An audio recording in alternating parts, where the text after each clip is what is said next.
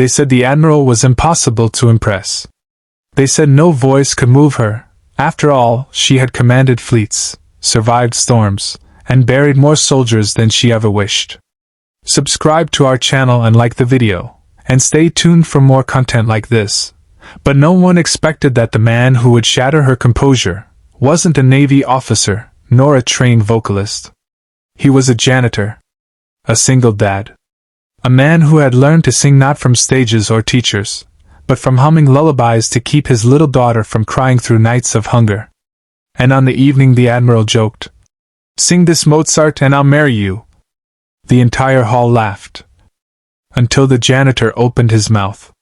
No one laughed after that. Because what came next changed his life, and hers. The Navy's annual honor gala was unlike anything Ethan Reyes had ever seen. He wasn't supposed to be inside the grand ballroom at all.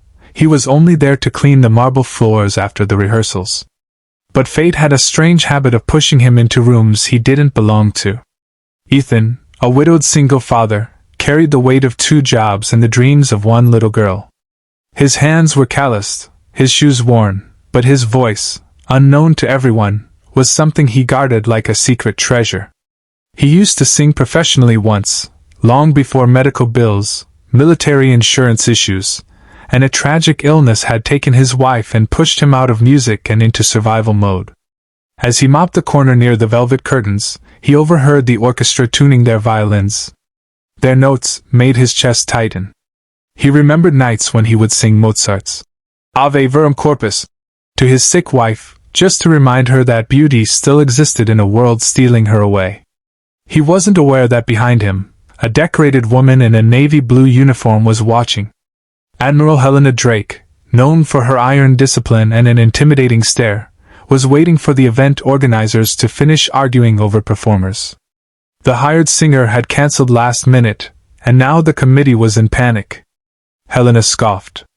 "How hard can it be to find someone who can sing Mozart properly?" she muttered. One of the officers laughed nervously. "Ma'am, the aria requires perfect pitch. We can't just pick someone at random." Helena rolled her eyes, half joking and half annoyed. "Oh please. If someone sings it well enough, I'll marry them myself." The room erupted in awkward laughter. But the Admiral's gaze suddenly shifted to Ethan. He froze. His mop paused mid-swipe. "You," she said. Ethan pointed at himself, terrified. "Me, ma'am? You were humming earlier. Mozart, wasn't it?" He swallowed hard. "I'm sorry, ma'am. I didn't mean." She waved her hand. "No apologies. Can you sing the piece?" The officer smirked, already expecting a disaster. A janitor singing Mozart? Impossible. Ethan felt his throat tighten. He wanted to say no. He wanted to run. But he saw the mental image of his daughter, Lily, 5 years old, waiting at home, believing her father was a superhero, though he felt anything but. He inhaled shakily. "I can try." The orchestra members stared. The Admiral raised an eyebrow. "Very well," she said. "Sing this Mozart, and I'll marry you." Everyone laughed again. But when Ethan closed his eyes and began to sing, silence fell like a dropped curtain. His voice didn't just fill the room, it held it prisoner. Every note trembled with love, grief, hope, and every pain he had ever carried. He sang with the tenderness of a father, the heartbreak of a widower, and the purity of a man who had nothing left except the song in his soul. The Admiral's jaw slackened. One of the violinists stopped breathing altogether. A general wiped tears before they fell. When the final note faded, Helena Drake took a step back as if struck. "Who are you?" But Ethan simply bowed his head, gripping his mop with shaking hands. "No one, ma'am. Just the janitor." The footage of Ethan singing, recorded secretly by a young officer, spread through the base before sunrise. By the next evening, it went beyond the base, into group chats, veteran forums, and eventually, major social platforms. The janitor who made an admiral cry. Helena Drake was furious at first. She didn't like losing control of her emotions, especially not publicly.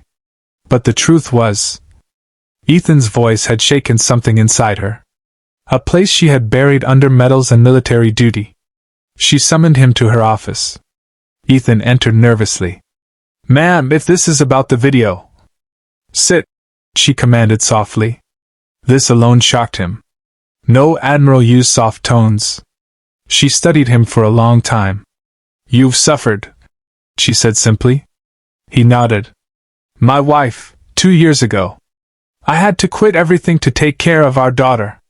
After she passed, janitorial work was the only thing flexible enough for me." "That aria you sang," Helena whispered. "It's not an easy piece. Where did you learn to project emotion that way?" "My wife," he said, voice cracking. "She said when I sing, the world feels kinder." Helena's stern composure broke for a moment. She turned away to wipe her eyes. "You've been hiding a gift," she said lightly, but her voice betrayed her emotion. "Why? You could be on stages. You could be." "Because life isn't fair, ma'am," Ethan replied gently. "And sometimes survival replaces dreams." Something in that sentence struck Helena deeper than any military salute ever had. She composed herself. "I want you to perform at the honor gala," she said. Ethan blinked. "Ma'am, I'm just a janitor." "And I'm the Admiral," she said, stepping closer. "And I say your voice deserves to be heard." The months that followed were nothing short of transformative. Ethan trained with Navy musicians after hours. Officers who once mocked him now admired him. His daughter Lily came to rehearsals, skipping around the music hall like a tiny spark of hope. Slowly, Helena Drake became something unexpected, a mentor, and maybe something more. One evening, after rehearsal, Ethan shyly joked, "So, about your promise to marry whoever sings Mozart well enough?" Helena laughed, the kind of laugh no one on base had ever heard from her. "Ethan Reyes," she said softly, "be careful. You don't know how literal admirals can be." He looked into her eyes, warmth blooming in his chest. "Then I'll have to sing even better next time." When the honor gala finally arrived, Ethan walked on stage not as a janitor, but as the man whose voice had humbled an admiral and inspired an entire Navy wing. The lights dimmed. The orchestra waited. Ethan lifted his chin and sang.